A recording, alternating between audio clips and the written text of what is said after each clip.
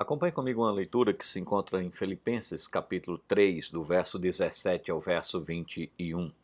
Irmãos, serdes imitadores meus e observai os que andam segundo o modelo que tende em nós. Pois muitos andam entre nós, dos quais, repetidas vezes, eu vos dizia e agora vos digo até chorando, que são inimigos da cruz de Cristo. O destino deles é a perdição, o Deus deles é o ventre, e a glória deles está na sua infâmia, visto que só se preocupam com as coisas terrenas. Pois a nossa pátria está nos céus, de onde também aguardamos o Salvador, o Senhor Jesus Cristo, o qual transformará o nosso corpo de humilhação para ser igual ao corpo da sua glória, segundo a eficácia do poder que ele tem de até subordinar a si todas as coisas. A declaração que o apóstolo Paulo faz no versículo 17 é cheia de convicção e coragem. Ele diz: Irmãos, serdes meus imitadores. Pode-se até perguntar, não estaria Paulo sendo arrogante e se colocando em um pedestal com tal afirmação? Com certeza não. Antes de se indicar como exemplo, Paulo já havia lembrado aos filipenses que o exemplo maior é o do nosso Senhor Jesus Cristo. Ele disse isso no capítulo 2, do verso 5 ao verso 8. Paulo simplesmente está repetindo o que ele já havia dito aos coríntios. Aos coríntios ele disse: sedes meus imitadores, como eu sou de Cristo. Paulo estava apenas colocando aos filipenses um exemplo real e concreto de um cristão autêntico, contrário ao exemplo que a igreja tinha de muitos cristãos nominais. Paulo também não estava pensando apenas nele. Observe que ele usa o pronome nós em lugar de eu. No final do verso 17 ele diz, segundo o modelo que tendes em nós.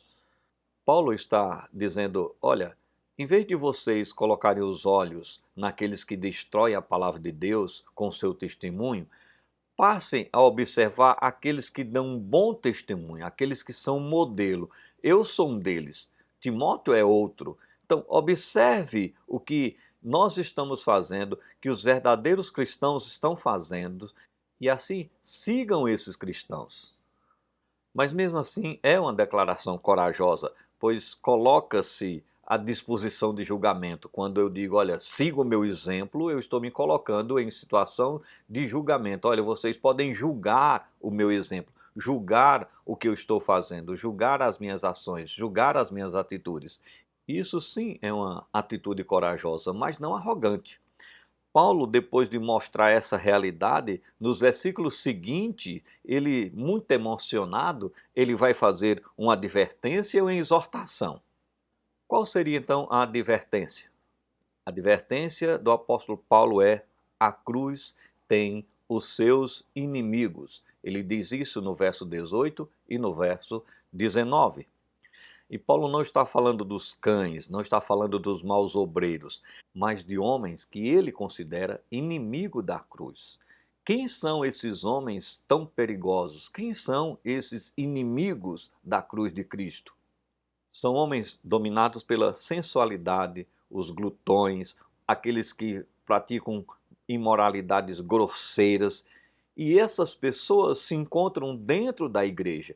Os filipenses deveriam observar dentro da igreja para assim identificar esses inimigos da cruz.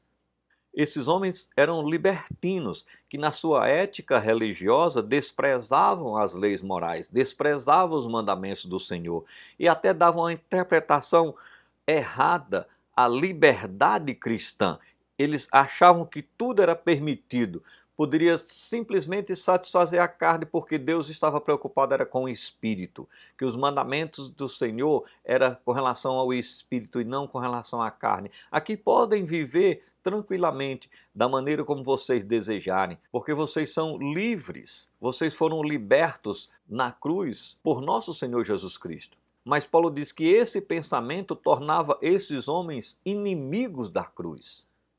Paulo, quando escreve a sua carta aos Romanos, ele adverte quanto à filosofia humana de achar que, praticando males, receberá bens. Olha o pensamento destas pessoas. Paulo vai falar nisso lá no capítulo 3 de Romanos, onde abundou o pecado, superabundou a graça. Então vivemos na graça, então nós vamos praticar pecados e vamos ser abençoados. Paulo diz que isso é uma filosofia humana, isso é um pensamento contrário às Escrituras. Pessoas que vivem sob essa filosofia, na verdade, são inimigas da cruz de Cristo. Quando falamos em prazeres da carne, quase sempre ligamos a relações sexuais. Mas não é apenas isso, não é só os pecados relacionados à área sexual. Muitas outras coisas estão aqui envolvidos quando falamos sobre o pecado da carne, os prazeres da carne. Por exemplo, muitos sentem prazer em ter os seus desejos materiais realizados, as suas conquistas sociais, o seu destaque na sociedade. Mesmo que isso traga escândalo para a igreja, não tem problema, ele está satisfazendo esse seu desejo.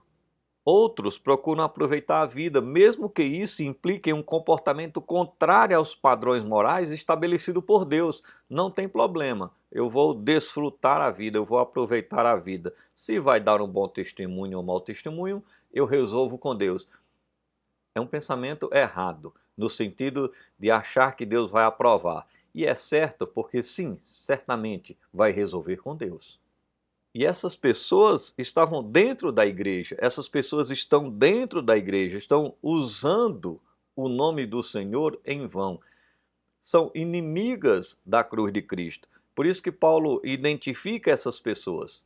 Paulo diz: o destino deles é a perdição. Essas pessoas estavam dentro da igreja do Senhor. A vida prática dessas pessoas que achavam ou queriam se passar por cristã desmentia essa confissão com suas vidas. Vidas totalmente fora do padrão estabelecido pelo nosso Senhor Jesus Cristo de ser um discípulo. Paulo então mostra que essa classe de enganadores, eles na verdade são inimigos da cruz de Cristo.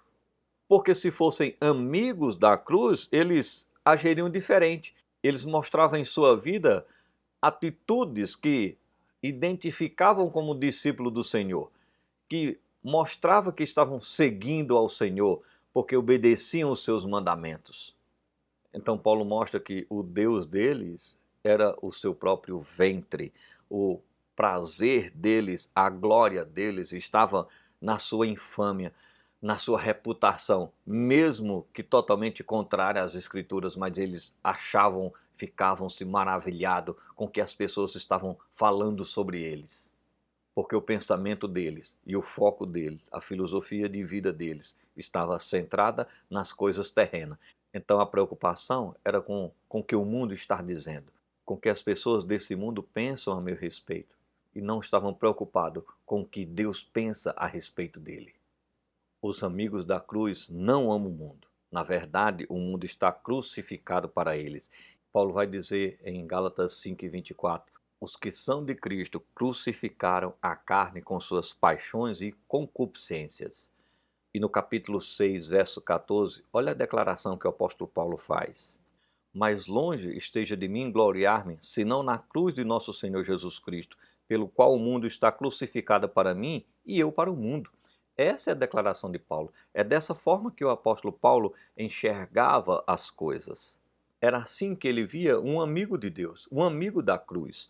Então Paulo, motivado pelo seu grande amor pelos filipenses, ele realmente chora ao pensar no fato de que estes inimigos da cruz estavam dentro da igreja tentando seduzir os membros da igreja do Senhor a viverem fora do padrão que o Senhor estabeleceu para a vida dos seus discípulos. Certamente o apóstolo Paulo choraria hoje na igreja contemporânea, pois esta filosofia está bem viva dentro da igreja do Senhor, infelizmente. A cada dia que passa, o mundo tem entrado na igreja do Senhor e tem tentado influenciar o cristão a ter uma vida de mãos dadas com o mundo, unir-se ao mundo. Essa é a filosofia que nós temos na igreja contemporânea. Não tem problema nenhum. Não tem problema nenhum fazer isso, fazer aquilo. Não tem problema nenhum seguir este padrão que o mundo assim estabelece. A Bíblia não condena isso. Será que não? temos visto muitos tropeçarem e caírem por seguirem tal filosofia. Essas pessoas, Paulo identifica, elas são inimigas da cruz de Cristo, porque afastam as pessoas da verdadeira cruz. E Paulo até diz qual o destino dessas pessoas, desses inimigos da cruz. Ele diz: o seu destino é a perdição. Em Romanos 6:23 é nos dito que o salário do pecado é a morte. Esse é o salário do pecado, a destruição. Os inimigos da cruz, eles serão destruídos. Então essa é a advertência do apóstolo Paulo. Mas o apóstolo Paulo também traz uma exortação. E essa exortação nós temos nos versos 20 e 21 do capítulo 3 de Filipenses. Por que não devemos viver sob uma filosofia terrena? A resposta: porque a nossa pátria é celestial. A nossa pátria está nos céus. Essa declaração era bem entendida pelos filipenses, pois, embora morando em Filipos, eles se consideravam cidadãos romanos. Os seus registros estavam em Roma, o seu linguajar era de Roma, suas leis vinham de Roma, sua proteção vinha de Roma, seu imperador vivia em Roma. Então eles viviam como se fossem cidadãos romanos, apesar de morarem em Filipos. Então Paulo pega isso e usa para a igreja que ali se encontra. Os que pertencem à igreja de Cristo recebem vida do céu, pois nasceram do alto. Os seus nomes são registrados no livro celestial. As leis que governam a sua vida vêm do alto. Os seus direitos estão assegurados nos céus. Os seus interesses, os seus pensamentos, as suas orações sobem para o céu. A sua esperança e o seu Senhor também estão nos céus. Então eles eram cidadãos celestiais, embora vivessem em Filipos. E Paulo ainda diz no final do verso 20 que é do céu que nós aguardamos o Salvador e Senhor. Se alguém faz do seu ventre um Deus e põe o seu coração nas coisas terrenas, não aguarda nada vindo do céu, muito menos o seu Salvador e Senhor. Os seus olhos estão aqui, não aguarda nada do céu, porque não vivem como cidadãos celestiais. Então Paulo exorta para que os verdadeiros cristãos, eles anseiem por ver a Cristo, eles anseiem em participar, em ir para a cidade celestial. Paulo diz que o coração do verdadeiro cristão, ele anseia as coisas celestiais, ele busca as coisas celestiais e ele vive aqui, mas como se vivesse nos céus, já desfrutando das coisas celestiais. E quando finalmente formos para os céus, uma grande, maravilhosa transformação ocorrerá. O nosso corpo exposto ao pecado como é, se tornará em um corpo incorruptível, imaculado, refletindo a imagem celestial. E tudo isso possível pelo poder de Cristo, que tem todas as coisas subordinadas a Ele. Por isso, os filipenses deveriam buscar as coisas celestiais. Paulo escreveu: se utilize do mundo como se dele não usasse, porque a aparência do mundo passa. 1 Coríntios 7:31. A palavra traduzida por utilizar transmite a ideia de empréstimo. Olha, use por um tempo, mas não é seu. Você não é do mundo. Então, utilize-se dele, mas sabendo que ele não lhe pertence e nem você pertence a ele. Devemos utilizar o mundo como um empréstimo. Na verdade, não nos pertence. Devemos saber com clareza o que somos e o que esperamos em Cristo. Então a exortação do apóstolo Paulo é essa: olha, devemos viver nesta vida, mesmo com esse corpo de humilhação, com os olhos nos céus, olhando para o alto, aguardando, ansiando pela transformação da nossa vida. Nós um dia estaremos com o Senhor. E sabe quem irá para os céus? Os amigos da cruz. Porque os inimigos da cruz vão para a perdição eterna, vão para o inferno. Esses que utilizam o mundo como sendo o seu, que usa a filosofia do mundo, que os seus pensamentos, que os seus desejos, que os seus anseios são terrenos. Esses são inimigos da cruz, embora possa estar dentro da igreja do Senhor, mas o Senhor conhece cada um deles. Os inimigos da cruz serão condenados, receberão o justo pagamento. Do outro lado, nós temos os amigos da cruz. E os amigos da cruz, eles vivem nesse mundo como se não usasse esse mundo. Nós estamos passando uma temporada neste mundo, mas os amigos da cruz, eles são cidadãos dos céus. E um dia os seus corpos serão transformados e eles viverão para sempre com o Senhor. Viveremos para sempre com o Senhor. Essa é a nossa esperança. É a esperança dos amigos da cruz. Pense bem, você é amigo da cruz ou inimigo da cruz? A sua resposta vai mostrar o seu destino.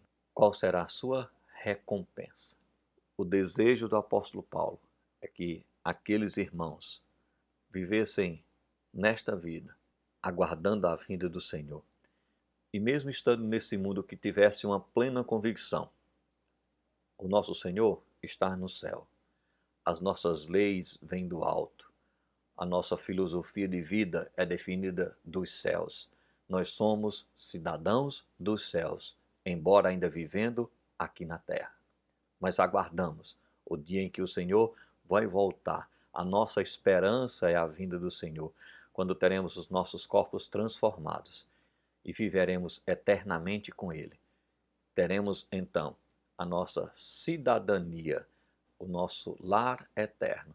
Essa é a exortação do apóstolo Paulo. Essa é a exortação para mim e para você hoje. E a advertência: cuidado com os inimigos da cruz. Eles são perigosos e eles podem trazer dificuldades para os amigos da cruz. Mas somos mais que vencedores no Senhor. Que Deus nos abençoe e que nos conforte com sua palavra.